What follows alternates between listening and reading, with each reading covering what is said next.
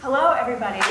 My name is Cynthia Maxwell. I'm the Director of Engineering on the iOS team at Slack. I'm here to talk to you today about answering the question, what should I be doing right now?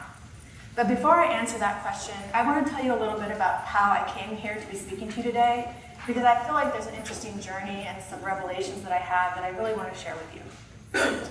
So it started when the organizers of the conference contacted me and asked if I'd be interested in speaking here at Calibrate. Immediately I said yes. I'd seen a lot of the talks from last year, and I knew I wanted to be part of this great community. I wasn't sure what I was going to talk about, though. I thought maybe I'd talk about how to lead teams as a new mom, or maybe how to successfully onboard diverse candidates into your company. But when they said what they really wanted was for people to share their management superpowers, well, I was a little bit concerned. You see, I never considered myself to be anyone who had any sort of superpowers, management or otherwise. So I thought that was it. No Calibrate for me. But then I remembered, wait a minute. I'm a Mexican-American woman with a PhD in computer science. My parents were once migrant workers, and now I'm being asked to talk to you all amazing people about leadership. Woo!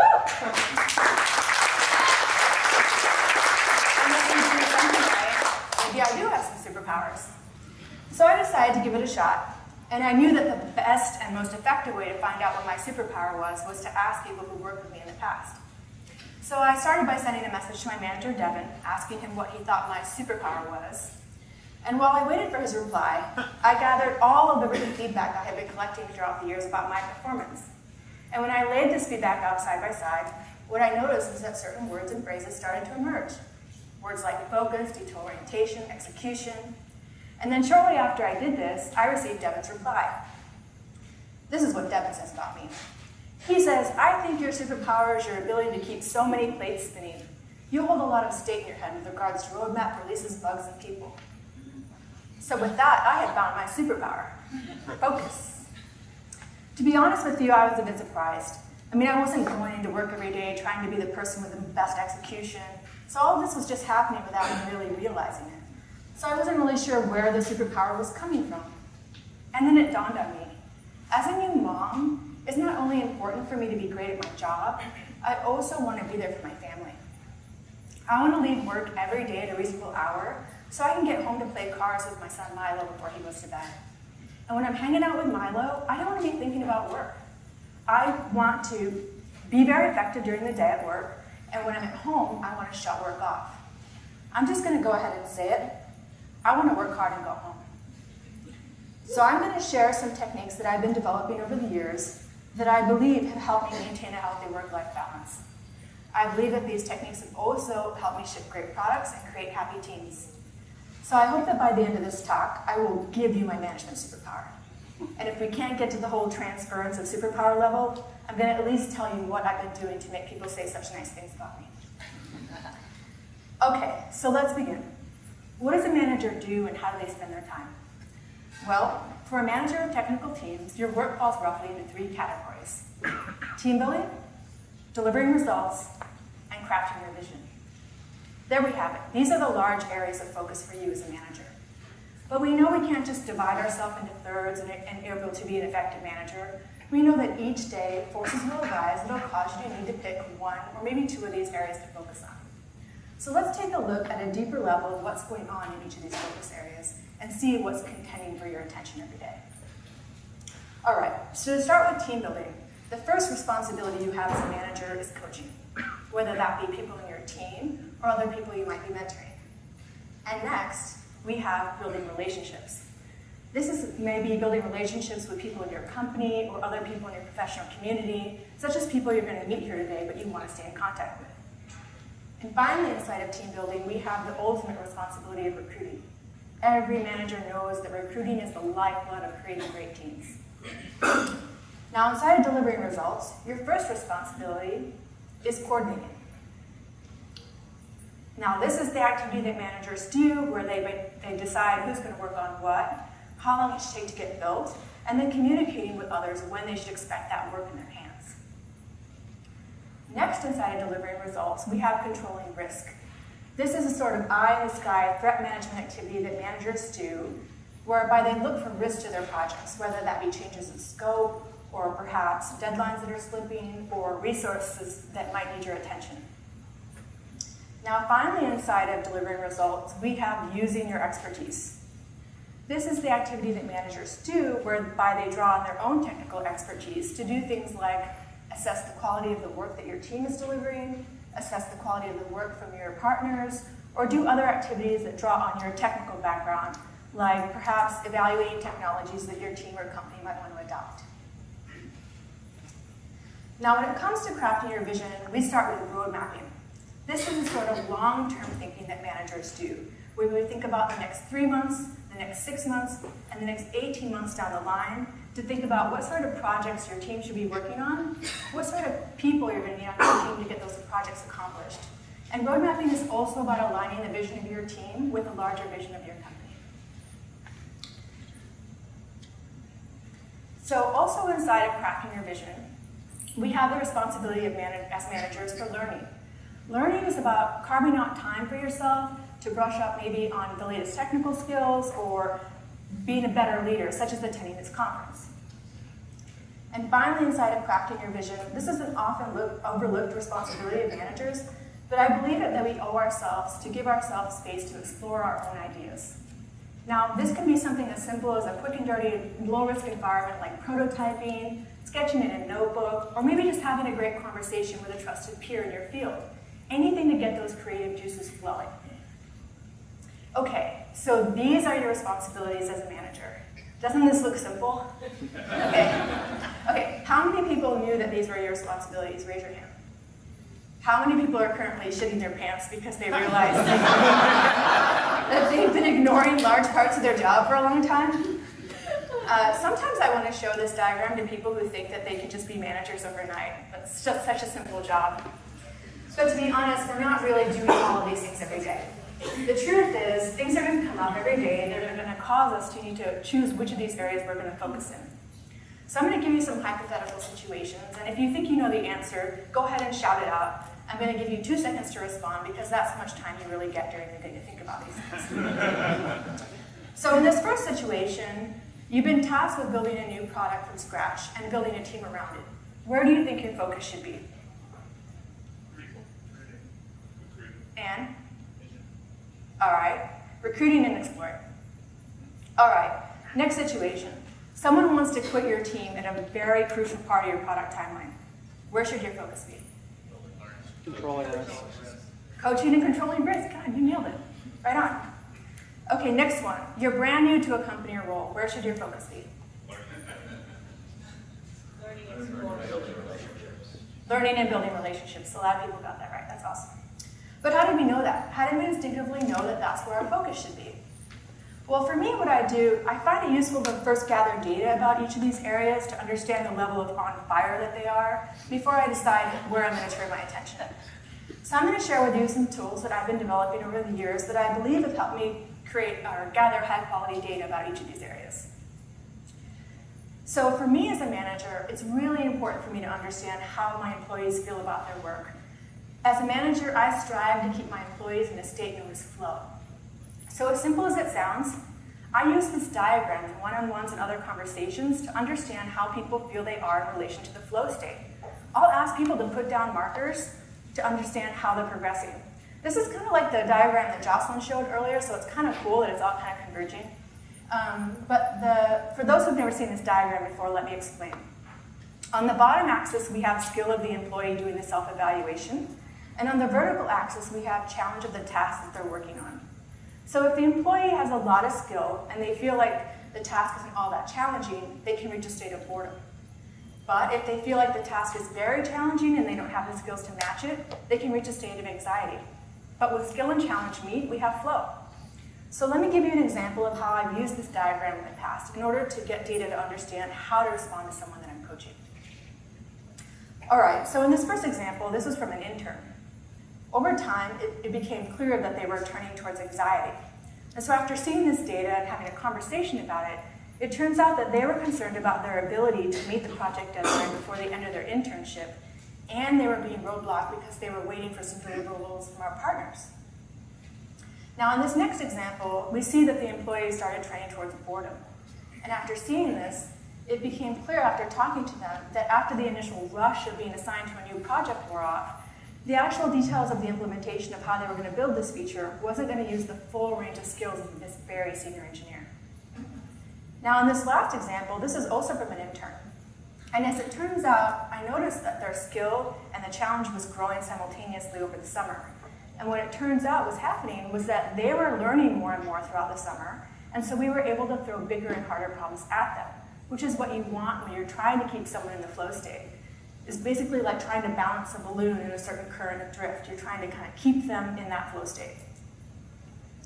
Now, when it comes to relationships, it's a little bit hard to get concrete data about how to respond. And it's a little bit disingenuous to rush to someone's side when you need something from someone or when the relationship has really gone off the rails. But when you need to get data about whether or not you need to be responding to a relationship, it's really helpful to just have a candid conversation with the other person. And we know that when we're having candid conversations, it's always great to employ active listening, whereby we're listening intently to the other speaker and not just waiting for them to finish talking before you interject with your bright rebuttal. But there's another level of listening known as empathic listening, whereby you're listening for words and phrases that indicate how the other person is feeling. Now, I know it sounds weird to be talking about feelings in the context of management and numbers and thoughts and all of this, but I guarantee you that understanding how someone feels is going to give you a much better platform to understand how you should be responding to that relationship. So I'll give you an example from my own life. There was a time when I was new to a team, and after observing the team for a while, I decided that I wanted to make a suggestion to a changing process, to the way that we were releasing software. I noticed that one of the people was responding in a way that made me believe that he thought I was brought into the company to destroy everything that was dear to him. I was a bit puzzled by that response, and so we had a heart-to-heart. And after talking about it, it became clear that it wasn't so much my idea that he was rejecting, it was more the fear that by changing the team's processes, we were going to change the culture that they had worked so hard to build. I'm really glad at that point that I had employed empathic listening, because understanding that he was operating from a place of fear, it allowed me to put myself in his shoes and understand that I hadn't quite earned his trust yet to be suggesting changes to the team's process.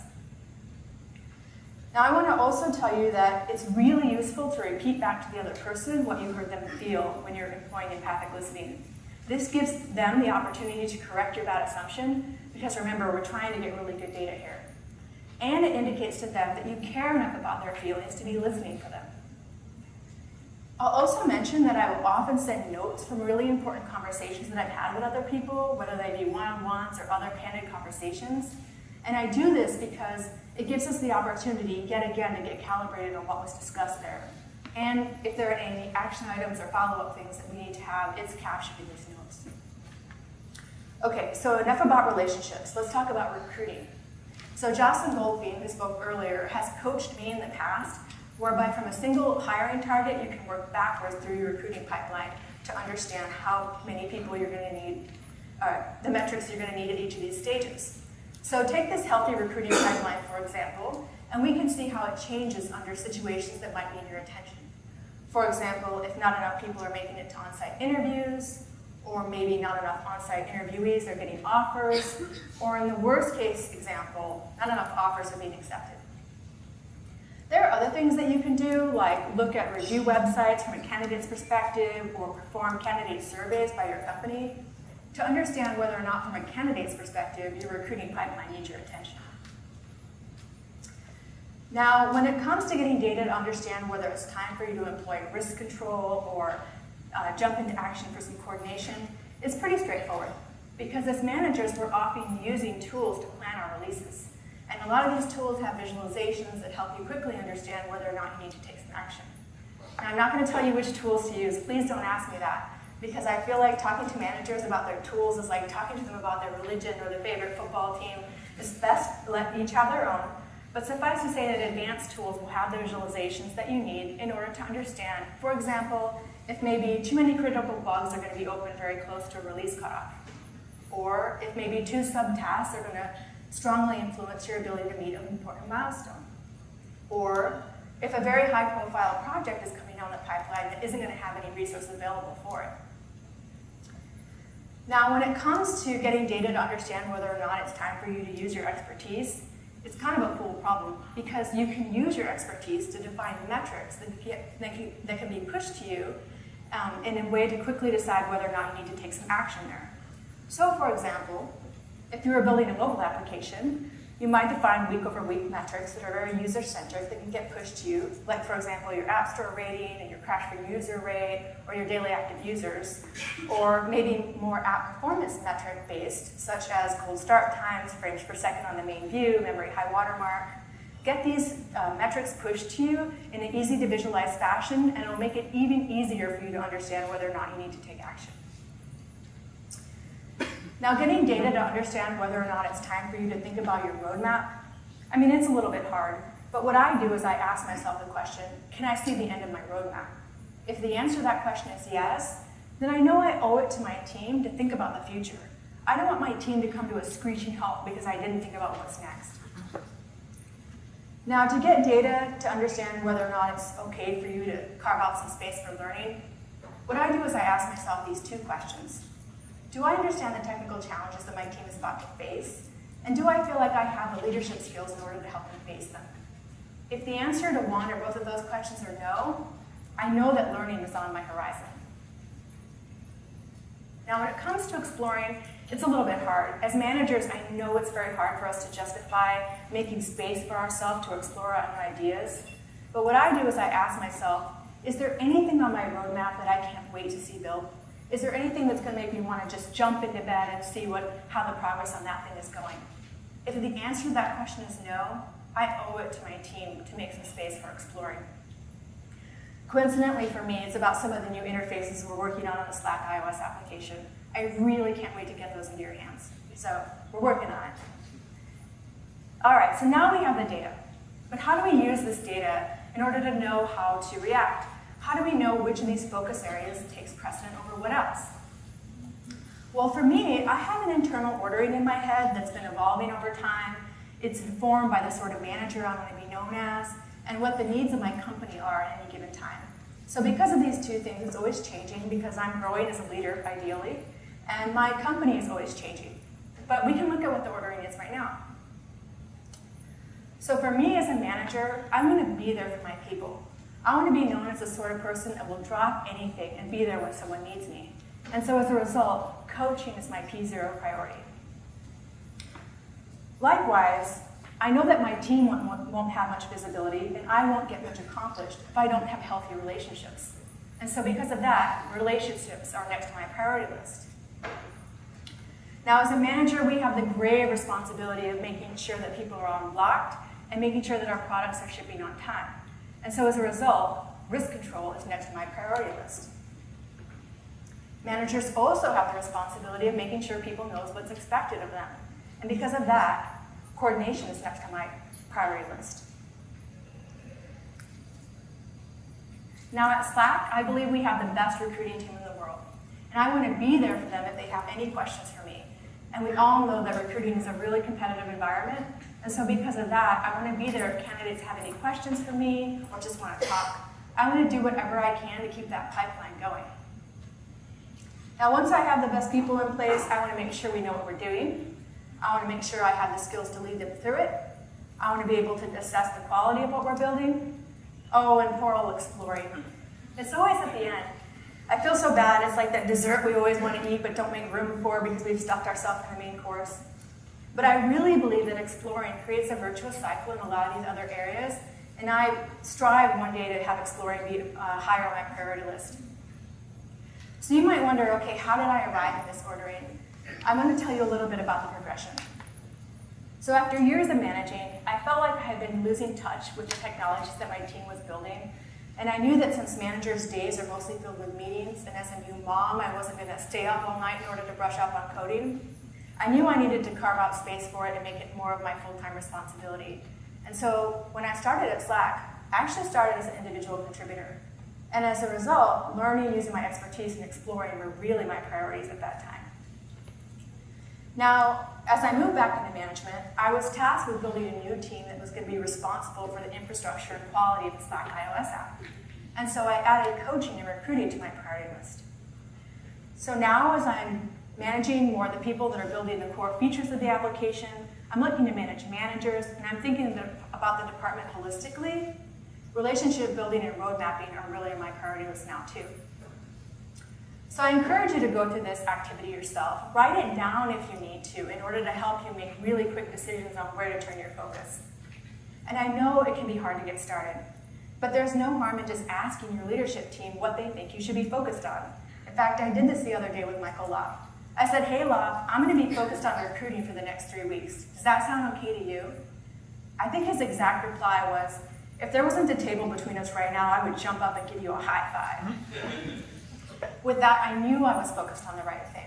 And I'm going to ask him again in the coming years to make sure that I'm still aligned with what Slack needs from me. Okay, so the good news is you now have the tools you need to help you shape your focus, but the bad news is you're only going to get better at it by making some mistakes. There are going to be times when you're going to try to focus on too many things, and by doing that, something's going to get dropped. I want you to know that that's totally okay. That happens to me all the time. And when that does, I just go through my priority list one at a time, checking in with them and making sure that they don't need my attention anymore. And slowly but surely, those plates that Devin was mentioning before get spinning again. All right, cool. By now, you should have my management superpower. I hope that you take these tools, refine them, make them your own, and come back here next year and show us all how to do it better. Because what I really, really want for all of us is to be able to work hard and go home. Thank you so much.